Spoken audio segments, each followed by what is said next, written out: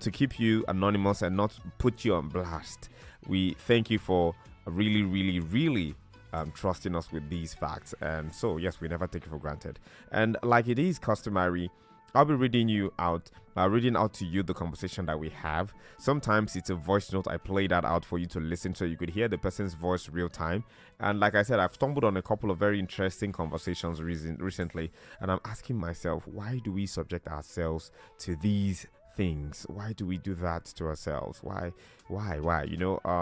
Yesterday the conversation was us speaking up for children who may be living in an abusive situation with their stepmom or stepdad or uncle or aunt. People who generally just abuse children physically and otherwise. If you're a neighbor, I'm going to say this again for the sake of children out there who do not have a voice of their own yet, who, like the lady whose voice we listened to yesterday, was just 5 years old when this thing started, when she got her head smashed on the wall and she lived in perpetual fear for the rest of her life because her dad didn't even do much. So if you're an adult around a child that is being abused by a co-parent or a step-parent or something, I think you should speak up and put these words out there so that the world can hear and come to the aid of that child.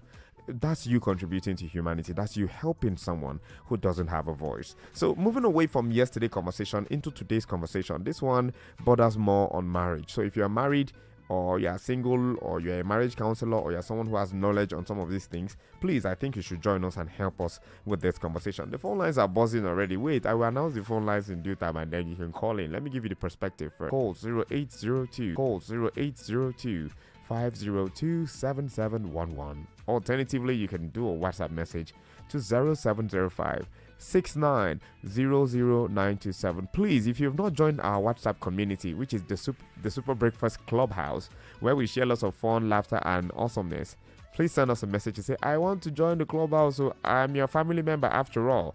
0705 6900927. Let me tell you something.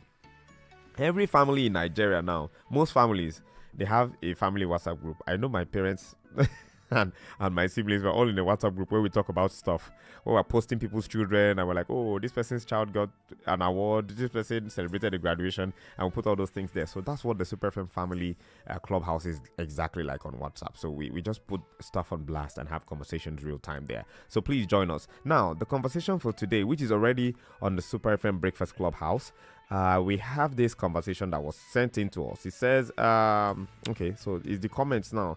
They are pouring in like rain, but let me read this out to everybody. It says, hello OSYB, please keep me anonymous. I'm tired of my marriage. Put the lazy in all caps.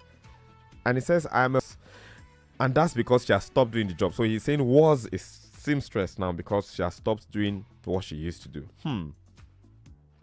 Okay. Before we got married, she sold clothes.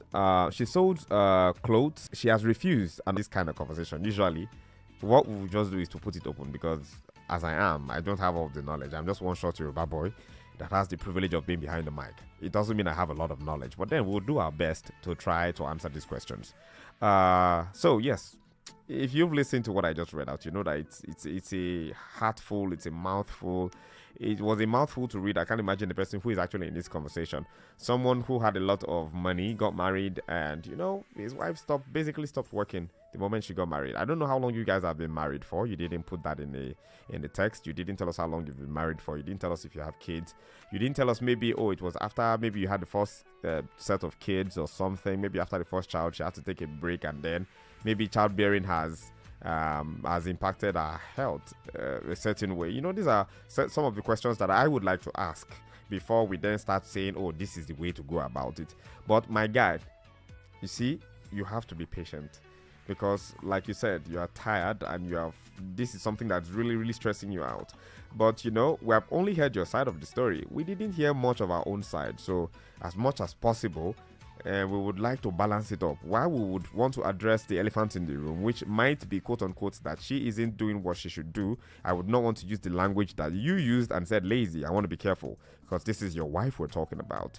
But at the same time, I would like to say that we need to just move on this path very, very carefully. We need to walk on eggshells here because it's a very sensitive situation. Yes, is there a possibility that some spouses can be very, very lazy and negligent? Yes, it's a possibility, especially when they see that certain things are a certain way.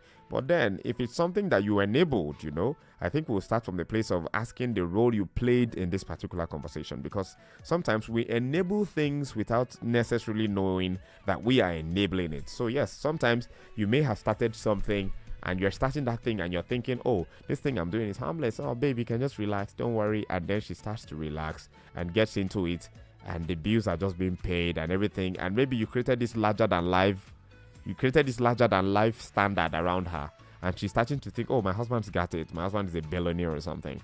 But then, while we need to all be gainfully employed in a marriage is a conversation that we would have.